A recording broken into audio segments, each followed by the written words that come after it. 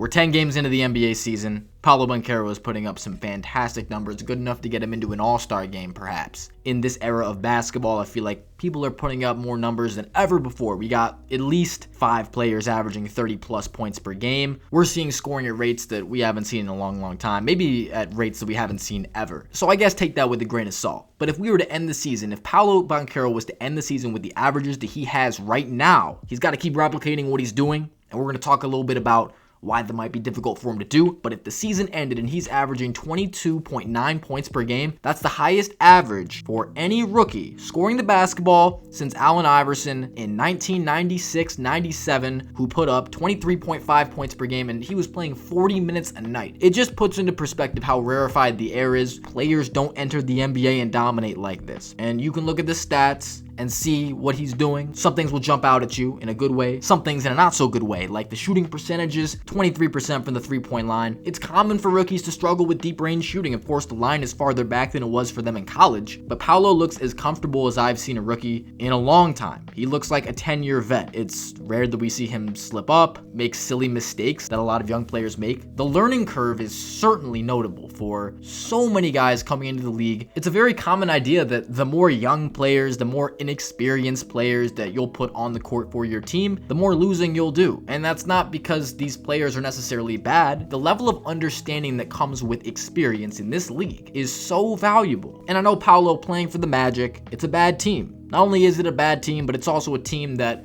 is built for him to take a lot of shots. And this is coming off a game where he drops 33 points, 16 rebounds. The Magic lose on a buzzer beater to the Sacramento Kings at home.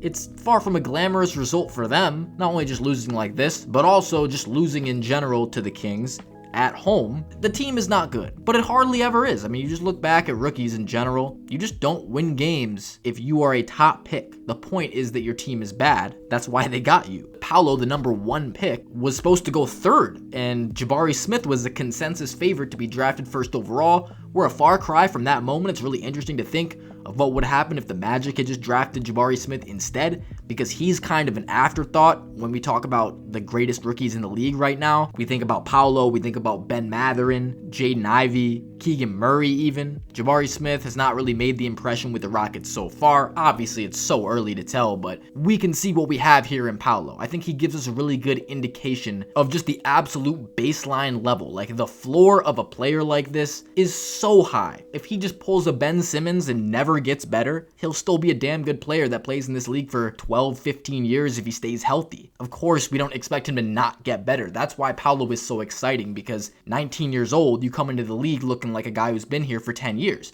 Not just in your physique and having an NBA-ready body, physical traits, but also the way you carry yourself, the way you approach games in and out of the season, the way that you approach a moment, and of course, making the right plays, not making mistakes on the court. Of course, mistakes are good for young players too, for them to learn and understand how to really play. But Paolo, I can't say it enough. The guy looks like he's been in the league and played in all-star games. He has almost exclusively had great games, scores 20 points in his sleep, and I know 20 points may not be what it used to be, but this is incredibly rare. I mean, we look at the last 10 years, the only rookie who has averaged more than 20 points per game in the last 10 years was Luka Doncic. And before him, it was Blake Griffin in 2011. Kevin Durant averaged 20 points as a rookie in 2008. So this is not something everybody does. LeBron averaged 21 in 2004. Like, you listen to the names I'm saying. These aren't just random guys. I think a lot of people just get caught up in the hype of a guy like Victor Wembanyama, talking about greatest prospect we've seen maybe ever, certainly since a LeBron James. I mean, the NBA Twitter account, the NBA social media is posting everywhere all of Victor's games, even though he's not in the league yet. The promotion of a guy like this is everywhere. Like, everybody who follows the NBA to any degree is aware of this guy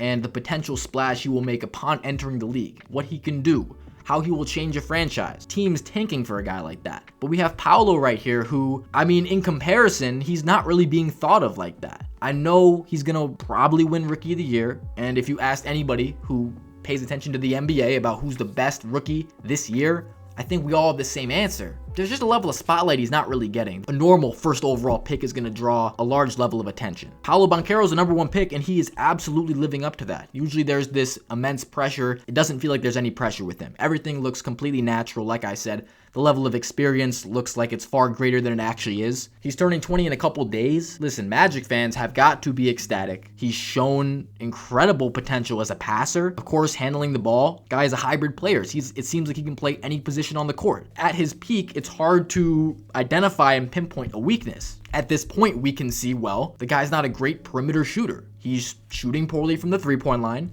He's not reliable on that deep mid-range. And yet, he's averaging 23 points per game. He's a hybrid of a guard and a big at the same time. You don't know if he's a power forward or a shooting guard. The ceiling of a guy like this, watching all the different things this guy can do in a basketball court, the size, the physical ability, and the maturity. In combination, it's really hard not to get excited. So I wonder why there isn't more hype around this guy, even with Victor Wembanyama looming. As far as young players are concerned in the NBA, this guy is as good as any rookie who's coming into the league in the last 5 years, aside from maybe Luka Doncic, and that's fair. But even Luka Doncic is not a great shooter in his rookie year. He's not nearly the player he is today. But as far as your Scotty Barnes, LaMelo Ball, John Morant, Ben Simmons, Karl Anthony Towns, Andrew Wiggins, Jason Tatum, Donovan Mitchell. Your guys that come into the league, make a splash right away. He's as good as all those guys were at this point, like 10 games into their career. I know it's such a small sample size in comparison now that so many of these guys have played seasons in the league, and we have no idea what Paolo will look like in a few years. But at that point, he is as far along as any of those guys. And another thing to add, like, the more this guy plays, the more film that's out on him, the more different ways he will see defenses try to stop him. And I'm sure this has already happened to an extent, trying different coverages, what works. People are trying to write the book on him, as they do with any NBA star that's going to be controlling a game for their team. The way that Paolo responds to these different coverages, to the different looks that he sees, different ways he's being defended, and how he grows from that, it will tell everything about his trajectory as a player as long as he is out there on the court. But let me know what you think about Paolo Banchero so far. Those of you who've been watching games, my Orlando Magic fans out there,